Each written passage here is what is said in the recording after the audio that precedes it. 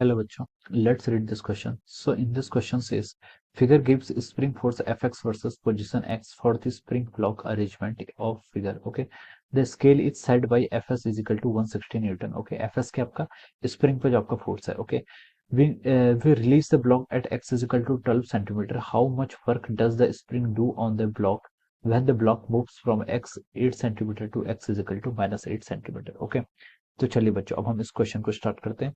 तो देखिए बच्चों इस क्वेश्चन का की कॉन्सेप्ट आप क्या लिख सकते हैं.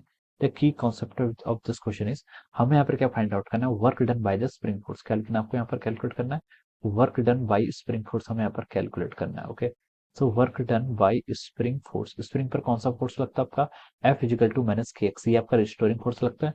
इस रिस्टोरिंग फोर्सेस के कारण आपका जो वर्क डन होता है. ओके, देखिए जो आपका वर्क डन होता है वो किसकी फॉर्म में स्टोर होगा, इसकी पोटेंशियल एनर्जी की फॉर्म में. ओके, तो वर्क डन यानी कि आप बोल सकते हैं चेंज इन पोटेंशियल एनर्जी. ये किसके इक्वल होगा आपके, देखिए हम यहाँ पर डिफाइन कर सकते हैं इसको F vector dot T R के इक्वल डिफाइन कर, क्या लिख सकते हैं, F vector dot T R. Okay, force कितना लेगा, देखिए एक्स एक्सेस के अलॉन्ग माइनस एफ एक्स, और ये आपका के एक्स, इसको आप कैलकुलेट कर लीजिए. ये आपका एफ माइनस में आता है. ओके, जो आपका पोटेंशियल होता है वो फोर्स को कैसे डिफाइन करते हैं, minus delta U by delta R. Okay, तो ये आपका हो जाएगा, देखिए माइनस से आपका माइनस बाहर प्लस हो जाएगा. ओके, के एक्स स्क्वायर का डिफरेंस इंटीग्रेशन करेंगे तो आपका के एक्स स्क्वायर बाई टू के इक्वल हो जाएगा. Okay, so this is the work done. ये क्या आपका वर्क डन यानी कि क्या हम बोल सकते हैं, चेंज इन एनर्जी. ओके, तो हम इसको इस तरीके से इसके पोटेंशियल एनर्जी डिफाइन कर सकते हैं. ओके, यहाँ पर हमने एजम्पशन ये लिया कि इनिशियली आपका रिलैक्स पोजीशन पर था और फाइनली किस पर आ गया, आपका एक्स पर आ गया. ओके, अब देखिए हमें क्वेश्चन में भी यही फाइंड आउट करना. देखिए फोर्स और डिस्प्लेसमेंट का आपको यहाँ पर कर्व गिवन किया हुआ है. Okay, this is the x x के आपका डिस्प्लेसमेंट, ऑर्डिनेट में क्या आपका फोर्स, ये क्या आपका फोर्स अलोंग एक्स एक्सिस यानी कि एफ एक्स. ओके, इसका कर्व देखिए आपको एक स्ट्रेट लाइन गिवन के जिसका स्लोप क्या आपका नेगेटिव है. नेगेटिव स्लोप का क्या मतलब है बच्चों, यहाँ पर एफ इजिकल टू, देखिए ये आपका माइनस के एक्स के इक्वल है. ये जो आपको गिवन है कि आपका f is equal to minus k x, minus sign के देखिए ये आपकी y is equal to m x से मैच कर रहा है. ओके, यहाँ पर आपका जो स्लोप है, स्लोप क्या है, माइनस के नेगेटिव है, इसका मतलब आपका फोर्स, ये आपका जो स्लोप है ये नेगेटिव है.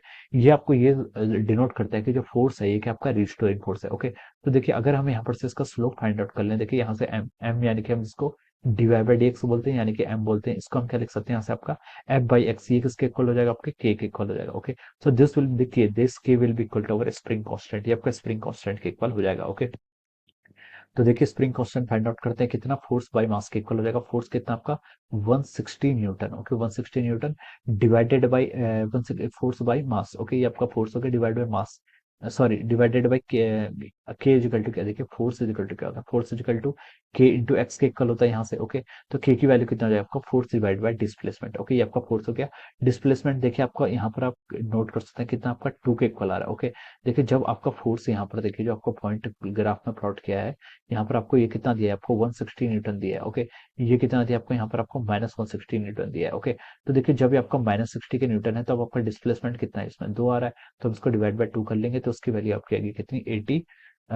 फोर्स तो आपका न्यूटन में है और ये आपका सेंटीमीटर है. ओके, ये सेंटीमीटर में है, सेंटीमीटर में, न्यूटन पर सेंटीमीटर हो जाएगा. ओके, तो इसको आप क्या कर लीजिए, इसको आप मीटर में कन्वर्ट कर लीजिए, तो 80 into 10 to the power minus two, नीचे है ऊपर आएगा तो 10 टू द पावर प्लस 2 हो जाएगा, और न्यूटन पर मीटर आप इसको ऐसा लिख सकते हैं. Okay, so this will be the value of our spring constant.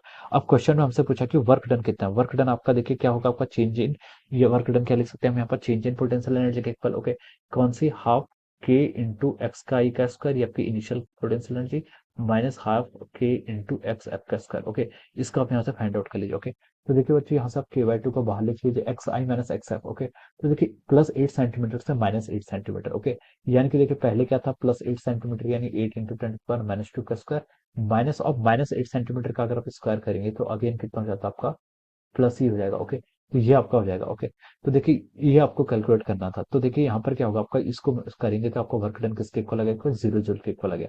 0 joule के इक्वल वर्क डन का मतलब क्या है बेसिकली बच्चों, ये वर्क डन ऐसा देखिए जब आपका ये कहा था 8 सेंटीमीटर का होगा, 8 सेंटीमीटर पर जब ये था तो उसके पास क्या थी, आपकी पोटेंशियल एनर्जी थी. ओके, उसके बाद जैसे ये 8 से आपका 0 की तरफ क्या होगा, इसकी काइनेटिक एनर्जी क्या करी होगी, आपकी इंक्रीज करी होगी. फिर ये जैसे ही 0 से आपका माइनस 8 की तरफ जाएगा तो इसकी काइनेटिक एनर्जी क्या करेगी, यहाँ पर डिक्रीज करेगी, और आपका इनिशियल पोटेंशियल एनर्जी जो थी और फाइनल पोटेंशियल एनर्जी वो क्या हो जाएगी आपकी, दोनों की इस स्टेज पर क्या हो जाएगी, आपकी इक्वल हो जाएगी. ओके, तो हम यहाँ से बोल सकते हैं देखिए चेंज इन काइनेटिक एनर्जी आपका 0 के इक्वल हो गया. ओके, या फिर हम बोल सकते हैं जो इसका पोटेंशियल एनर्जी का डिफरेंस है वो 0 के इक्वल हो गया, तो हम बोल सकते हैं यहाँ पर जो आपका जो वर्क डन है वो किसके इक्वल हो गया, आपका 0 जूल्स के इक्वल हो जाएगा। Okay, so this will be the work done. Okay, कितने किसके इक्वल आ रहा है, आपका 0 जूल्स के इक्वल आ रहा है, and this will be the answer of this question. ये क्या हो जाएगा आपका, इस क्वेश्चन का आपका आंसर हो जाएगा। Okay, so I hope you all understood this concept. All the best and thank you so much.